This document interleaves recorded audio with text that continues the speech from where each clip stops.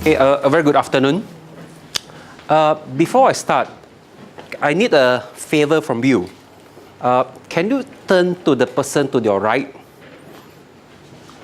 Turn to the person to your right or left. Okay? And look at them, at their eyes, and say thank you.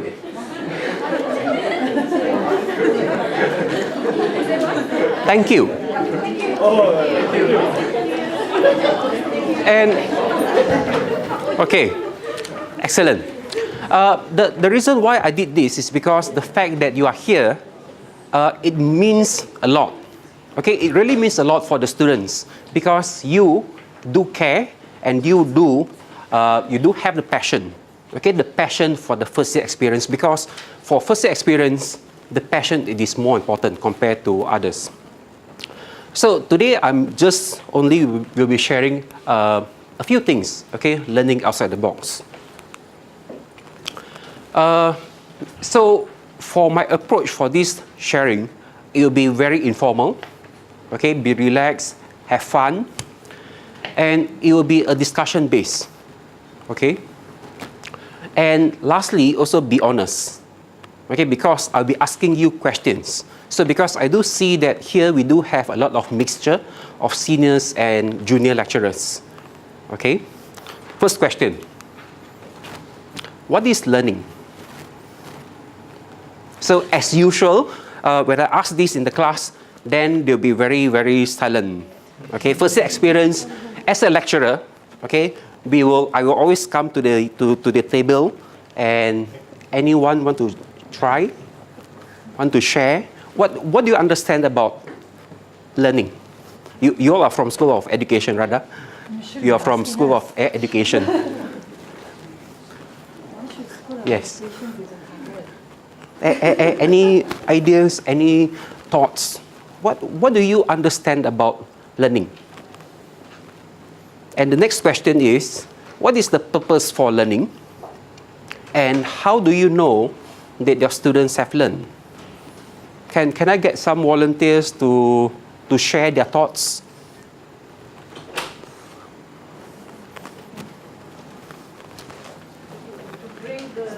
By knowing something, to bring the change in behavior and attitude and approach. Okay. I think that is the process of learning. Okay. This is how we learn. And of course, learning is lifelong. Yep. Learning from Yep. every day. Yep.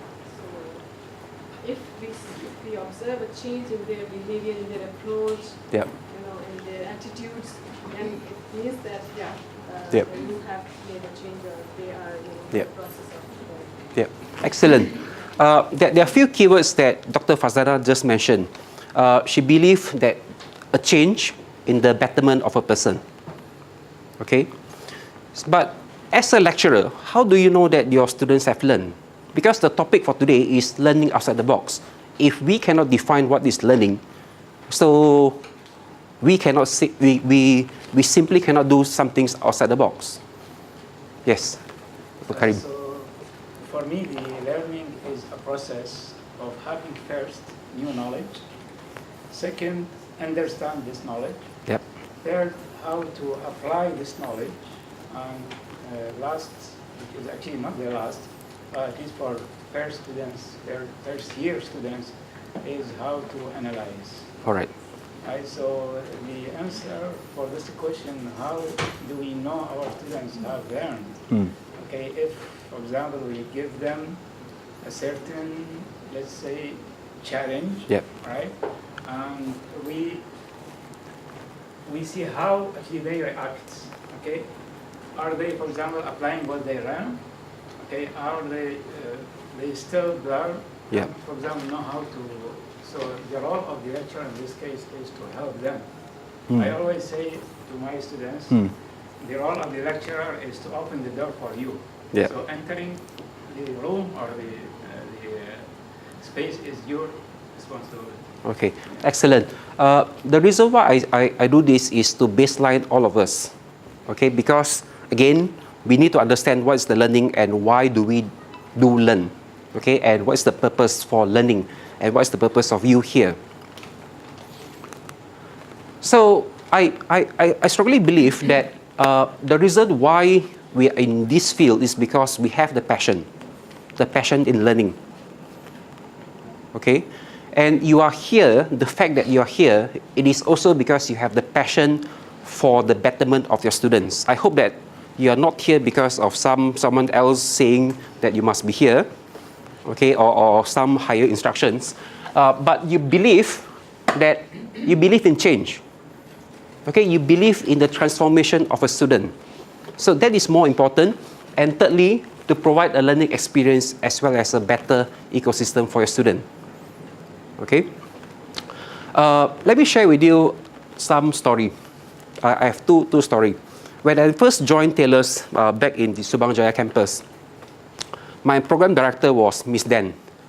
She was the deputy registrar, and she told me this, that in order for you to be a better lecturer, you need to have the passion. And if you are very passionate, your students can feel this. Agree? Second story. Last semester, our foundation in science, we do have problems. Okay? Around 30% of one of the cohort, they are in high risk, meaning that they are in either AP or RP, either academic probation or repeaters. And we engaged together with SSC. And yesterday, from my conversation with Hasrol, it was so successful. Okay, in the sense that by having this mentoring session by Hasrol, the student changed from AP. So now she has a CGPA of 3.4. Am I right? Okay, so we believe in change, and you can get better. The last question that I need to ask you is, why do we have first year experience? Okay, so this one, you need to keep in your mind. Okay? I'm sure that you know who is this fella. We have Star Wars fan here. Master Yoda. Master Yoda always say, always in motion is the future. We also need to understand the future. Okay, because again, it is in relation to learning outside the box. And one of the best articles for you to understand the future is by looking at this report, New Ways of Working, by Virgin Group in January 2015. And here, they mention about some of the key changes. It will be purpose-driven organization. It will be lifelong learning. There will be a future of leadership. And they value the well-being, as well as the old org chart will be torn, and then the pipeline, the processes, the mind, the gap, the bridging between the old and the young will be smaller. And this is very true because if we see the students that you do engage today, okay, which means that you are teaching or you are facilitating the Generation Z, these are the behaviors. These are the generations of all about me. They don't care about others. They only care about themselves, me. They don't prefer, don't talk. You can just text them. Okay? So they prefer for you to use WhatsApp, text messages, and so on. They do not like to see you face to face. Okay? Instant-minded, once they have made their mind, it is very hard for you to change. Okay? Impatient, independent, ambitious. These are what we call them as digital natives, because they are born in the era of computers. They are born in the era of tablets and so on. So these people that you are teaching them, they are very different compared to our times. Okay? So with this, now you have understood about the change, and you have understood the purpose of change, okay, in terms of the workforce and in terms of the populations that you are teaching. I'm going to share with you what are the success factors that if you want to have a good first experience and learning outside the box, these are the three things that you must need. Number one, You. The main answer is you yourself. You must have the passion, but that passion must be supported by resources. That's number one. Number two, this is something that we are lacking, data-driven. Okay, I will share with you more later. And third, you must have a team of individuals. Your learning outside the box must be supported by a very strong committee. And this committee, we call them as your first year experience committee. Okay? So this article I took from the Emeritus Professor Larry. So he is the director for Institute of Academic Leadership, Florida State University. So he asked these three questions. When we do this learning outside the box, or when we do first experience, three questions. Number one, do we have the right people? So if we are doing learning outside the box for year one, do we have the right people teaching year one? Because earlier I did mention, passion is one of them. Second, are we doing the right things? Do you still teach what you have learned before in terms of just lecture, and after lecture then done, off for the day? And third, are we using data to improve our strategies? Okay, with these three questions, I would like to bring you one example. This. Are you familiar with this? Synchronous and asynchronous. This is our blended learning model. Okay, our blended learning model. So, my advice is this blended learning, at some point, it is quite top-down. Okay, it is quite top-down in the sense that in your module, you must have 30% of blended learning. Now it's already 50%. Okay, it is quite top-down in that sense.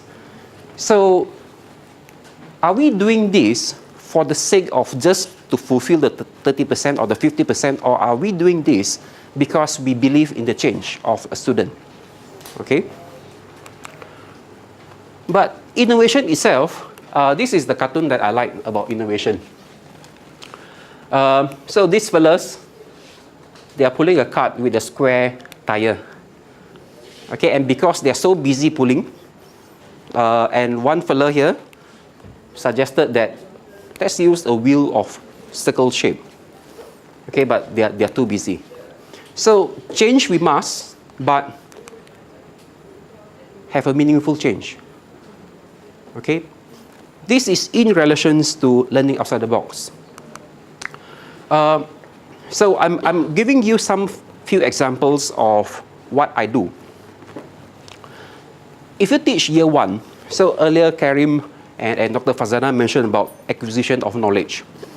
Why is acquisition of knowledge is important in year one? It's because they are meant to serve a fundamental for year two and year three. Am I right?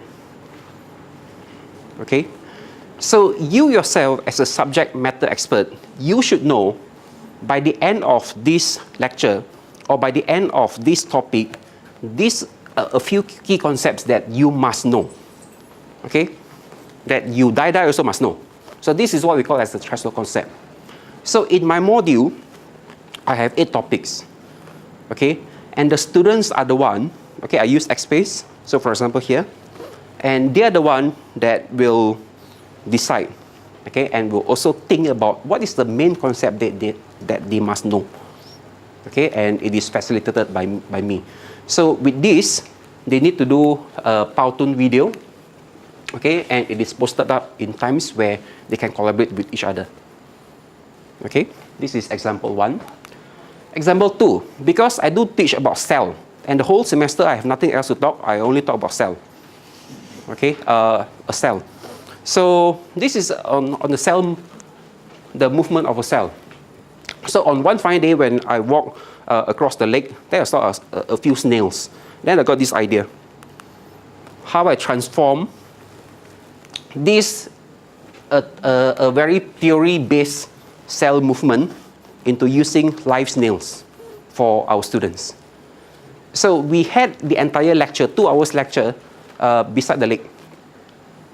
okay, with the lecture, and you can have it by having mobile presentation. So for those who are interested, you can try to use Beam Air. So when you have your lecture slide by using your smartphone, it will be projected to each and every one with this link, Beam Air. Okay, so this is snail. Third, again, these are receptors. Again, very boring topic. So I transform this by, using virtual reality. So because I wanted the students to, let's walk in the receptor. So with this VR, they basically can see the receptors and they can look up, they can look down, they can zoom in, they can zoom out, they can basically walk around the receptor. So they have a better understanding. Okay?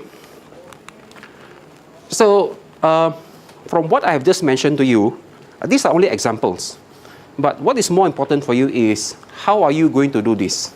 Okay, learning outside the box. So the first thing, which is very, very crucial, is your passion. You must be very passionate in order for you to conduct learning outside the box.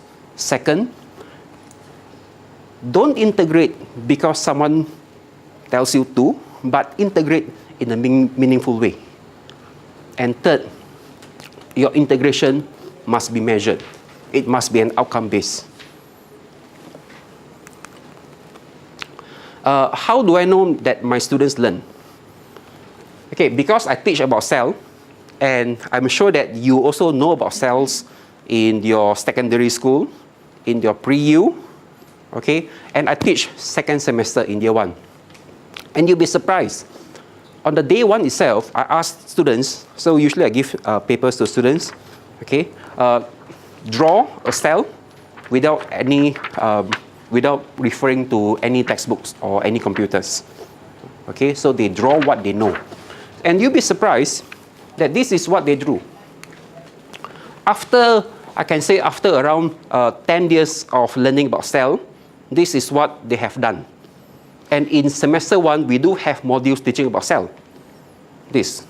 Okay, so but after 12 weeks with my session, so this is the outcome. They can have a better understanding about cell, they can draw, okay, and they can really appreciate, okay, the findings, their understanding of the cell. So this is done without referring to any textbooks.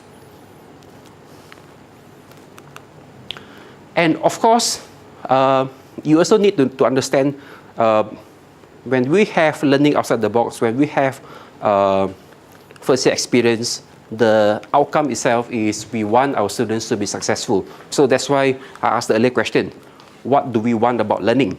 It's because we wanted to transform them to become a better person. This. Okay? This is another comic that I like to use. It is on using data. Okay? 2 years ago, I talked about TGC, okay, in terms of how do we assess TGC. And today I'm talking about FYE. And this will be the next talk, which is how are we going to use data to improve our strategies in learning itself. Okay? Because at the moment, I think we are still stuck here, very traditional base, with very labor intensive. Everything it is quite manual and so on. So Gobin will share a few good news with you around next year. You can see some good announcements by SSC. Okay, some wonderful and great things that they have done. So with this, I have share with you in terms of why learning it is important for students as well as you yourself, how and in terms of what is the first experience, what are the approaches, what are the examples, and what is the recipe for you to be successful, the 3 factors. Okay, you must be supported. Number 2, you must have a team. And number 3, you must have the resource. And 4, okay, what are the outcomes? And finally, your own satisfaction when you see students graduating and when you see students learn. All right? So I think with this, I end my presentation. 10 minutes. Okay. Okay, I open for any Q&A. Any questions from the floor? We can have 2 to 3 questions if we have time. Yes. How does Beam end? Beam Air, you need to register, okay, in the Beam Air website. And then once you register, it works like a Dropbox. You just upload your PDF file. And from your PDF file, there's an app where you can download. So using that app, you launch the app, and then you just launch your PDF file. So once you have launched the PDF file, and then you'll be given a classroom number. So you just give the classroom number to your students. So it's only 4 digits. So very easy to remember. So it's www.beamam.com, and then you have the classroom number. So once they log in, so each and every of their mobile device will display the page that you display. So when you turn to the next page, they will turn also automatically. So which is quite simple. Yes.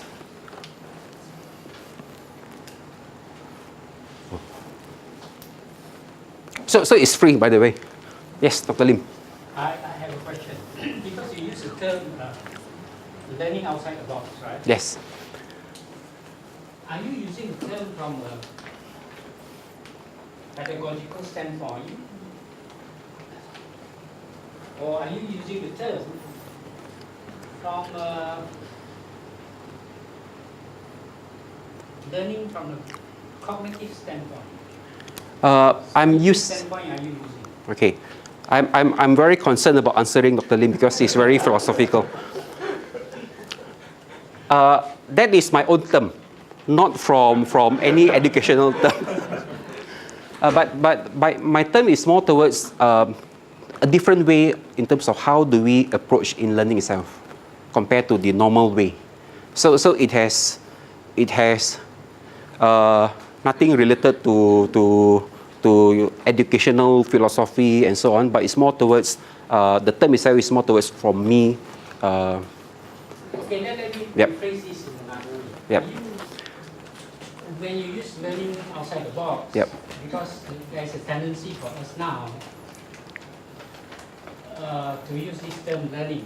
It seems to be in fashion now because I think for various reasons Yep. to focus our attention on learning.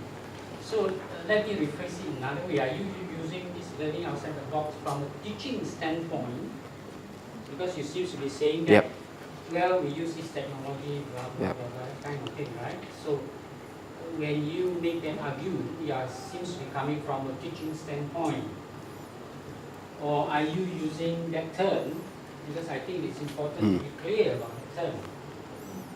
Because the word outside the box also Yep. is used often nowadays. I Yep. think that when you use the word outside the box, it convey,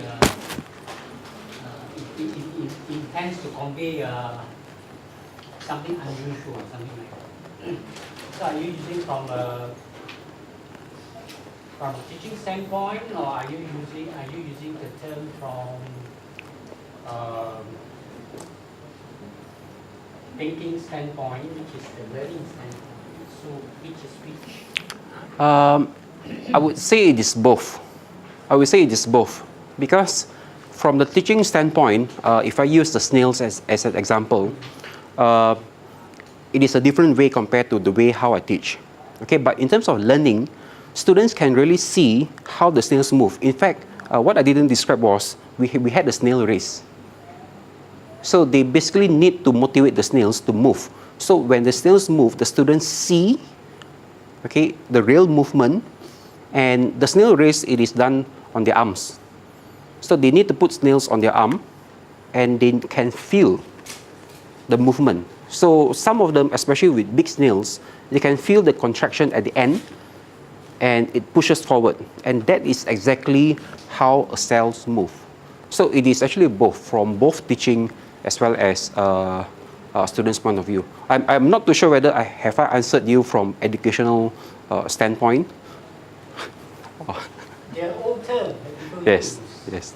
Of course, nowadays people use a more actionable term. in the, people would say that would be learning by exposing the learners to concrete experience. Yes. There are a few terms because, Would you say yeah. that to be fair description of that letting the learner Yeah. have concrete experience? Yes, but you can also use a few terms like, for example, experiential, because they can really experience the situation, the learning process. Okay. Yes. Dr. Lim always asks very difficult questions from philosophy point. No, can I also raise something? I think Yes. I'm trying not to be as philosophical as Dr. Lim will never be able to do that. But when you see, I got a little bit Yep. lost there because when you started to ask us to define what learning means to us. But this is about the students, Yep. right? Yep. So as you were presenting that, I started asking, is it fair that what we assume or presume to be learning is what students perceive as learning for themselves? So how do you, and especially when you showed the picture, Yep. and then you brought in the word innovation, Yep. the square wheels and Yeah. round The comic. Yeah. so then I think you also brought in terms like being passionate. So there's a lot of things coming in. I mean, you're doing a lot. Yep. You're doing a good job out there, helping your students to learn. But again, my concern is oftentimes we tend to still assume that autocratic position where we think we know best. So we define learning in such a way that we feel that this is the best way for them to learn. But as you have aptly pointed out, Yep. these are students who are not like us. Yep. They don't learn the way that we Yep. learn. But Yep. then again, Yep. somewhere along the line during your presentation, if this is about helping them to change, Yep. to transform, then shouldn't we also try to introduce to them something which is outside of their comfort zone? Because of the word, the Yep. phrase that you use Yep. outside the box. Yep. So if they are the digital natives, then that would be something like taking them out of this comfort zone of constantly using the technology and bringing them to something that's back to the basics. Yes. Which was what you did. Yes. Getting snail, having Yes. the race on their arm. So I thought that, Yeah. that part. Yeah, I highly agree with you. We need to go back to the basics because sometimes when we use a lot of technology, it really masks the learning process. In some of my classes, although I highly encourage our staff to use e-learning tools and so on, but in most of my class, during the first half an hour, I use only pen, without any PowerPoint, without any presentation. So it's just a basic whiteboard and pen, because I build the knowledge. Okay, so by building the knowledge, so once I come to my PowerPoint slides and presentation, so the students can grab the understanding better. So this will also, my students also gave feedbacks in terms of they can understand better through this approach. Yeah. So we need to use both strategies. Okay. So that's why I say, do not use technology because someone else asks you to do, but use technology in a meaningful way.